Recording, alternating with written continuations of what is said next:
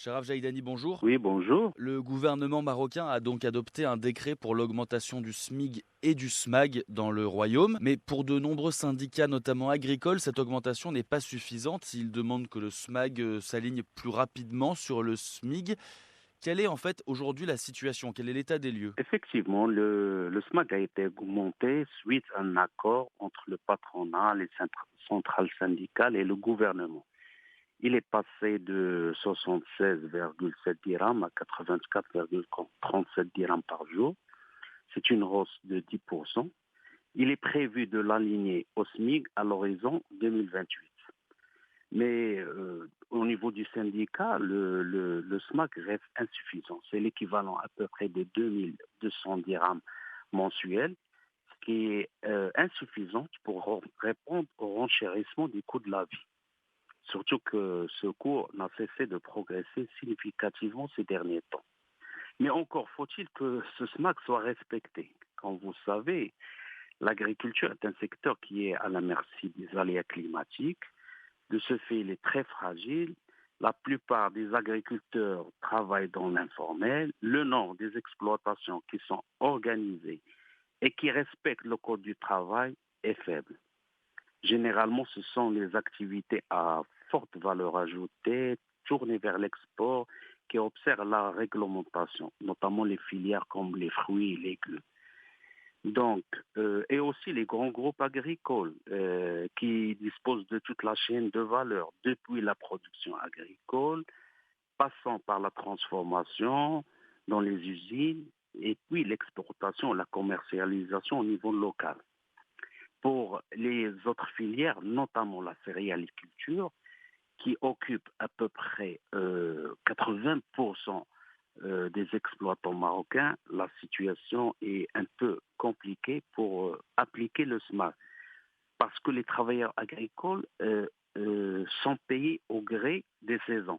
Et la rémunération diffère selon les tâches et le niveau de qualification des travailleurs.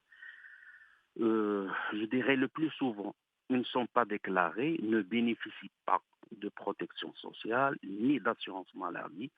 Dans ces conditions, peut-on imaginer que le SMAC soit respecté par toutes les filières et pour tous les travailleurs agricoles? Donc aujourd'hui, les revendications des syndicats agricoles, c'est un meilleur respect du SMAG, en fait, de développer l'économie formelle, de sortir de l'informel, mais aussi également Exactement. de réévaluer, j'imagine, ce SMAG. Est-ce qu'on a une idée des demandes de réévaluation? Est-ce qu'il faut l'aligner totalement sur le SMIG? C'est ça qu'ils demandent? Oui, c'est ce qu'ils demandent. Et le gouvernement s'est engagé à l'aligner à l'horizon 2028, c'est-à-dire le temps que les exploitations soient bien organisées, que le secteur soit moins dépendant des aléas climatiques. Le problème, c'est que le secteur, il est très bon, dépendant de la pluviométrie.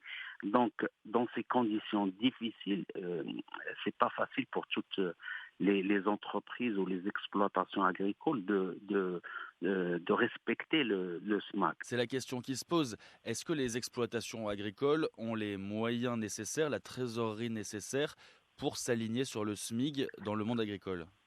Justement, comme je l'ai dit tout à l'heure, selon les filières, par exemple, c'est très difficile pour la céréaliculture ou bien les légumineuses de respecter le SMAC.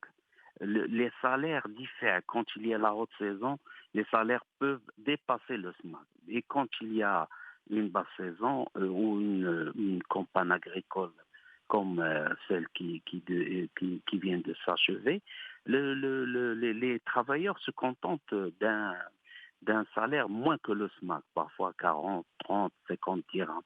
Donc, selon les filières et aussi selon les régions et les activités. Quelle est aujourd'hui la position du patronat sur cette question? Est-ce qu'il semble prêt à faire un geste envers les syndicats ou est-ce que la situation est bloquée? Comme vous savez,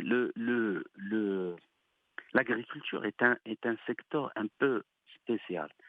Il est très vulnérable et la masse salariale représente un coût important. Chaque augmentation du SMAG, ça impacte les coûts. Et de ce fait, les exploitations ne sont pas assez compétitives pour faire face à la concurrence, notamment étrangère. Le Maroc, quand il exporte les tomates ou bien les agrumes, parce que son coût, d'abord pour la qualité, le calibre des produits, et aussi parce qu'il est compétitif. Le coût de production est faible par rapport à ses concurrents immédiats, notamment les pays méditerranéens, l'Espagne, la Turquie, l'Italie, la Tunisie.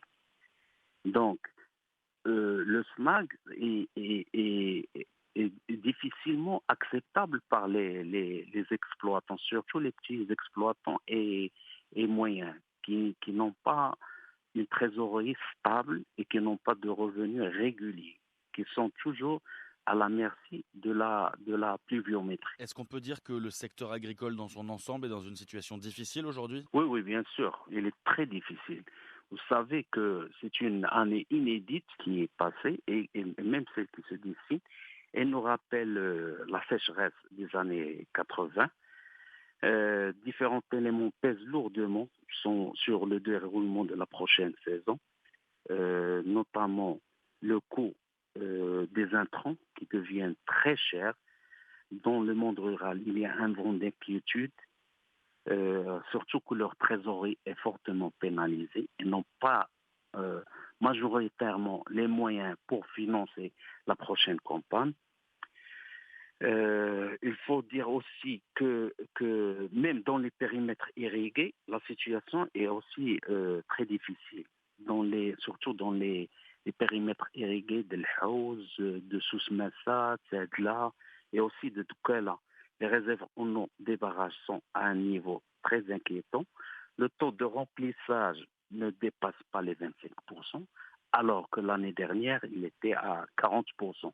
Et certaines années, on démarre la saison avec des réserves en eau dépassant les 50%, ce qui est confortable. Il permet aux exploitants dans ces zones d'entamer leur activité dans de bonnes conditions, ce qui n'est pas le cas pour cette saison. Même pour ceux qui ont choisi l'irrigation localisée à travers le pompage de l'eau à partir de la nappe phréatique, le niveau de la nappe a sensiblement baissé. Je crois que l'année sera fortement conditionnée par la pluie. Si la pluie est au rendez-vous, bien répartie, je précise bien répartie dans l'espace et dans le temps, il devrait y avoir une bonne campagne agricole et elle permettra de combler le manque à gagner enregistré au cours de la dernière campagne. Le gouvernement, pour sa part, devrait annoncer une série de mesures pour soutenir les exploitants agricoles. Ces dispositions comportent notamment l'approvisionnement du marché en intrants, notamment les semences certifiées, et aussi les engrais. Le gouvernement doit aussi renouveler et poursuivre le programme national d'économie d'eau d'irrigation avec l'équipement de nouvelles exploitations agricoles et l'achèvement, la modernisation des réseaux d'irrigation collective. D'autres mesures qui ont fait preuve lors des précédentes campagnes est relative à l'assurance agricole.